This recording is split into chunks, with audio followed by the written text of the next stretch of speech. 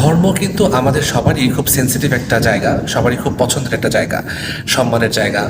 আমরা সবাই পছন্দ করি যার যার ধর্ম পালন করতে, এবং এই জায়গাতে এতটাই সেন্সিটিভ এটা যে কেউ কোনো কথা বললে এটার বিপরীতে গেলে তখন আমরা খুব বেশি ভায়োলেন্ট হয়ে যাই, অ্যাটাকিং মোডে চলে আসি। তো তখন দেখা যাচ্ছে যে আমরা এমন এমন কথা বলতে থাকি নিজের লজিকটা প্রমাণ করার জন্য। আমার ফ্রেন্ড লিস্টে আমারই প্রিয় মানুষের মধ্যে যে অন্য ধর্মের মানুষ আছে তার কাছে আমার কথাটা কেমন লাগে, কেমন লাগতে পারে, এই ব্যাপারটা আমরা বুঝি না, এটা আমরা বুঝতেও চাই না, এবং আমরা একটা ওয়াল তৈরি করে ফেলি, শত্রুতা তৈরি করে ফেলি।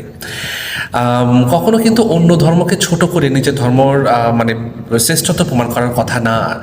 বলা আছে, কিন্তু সব ধর্মে বলা আছে যে অন্য ধর্মকে ছোট করে আঘাত করে কথা বলতে হয় না।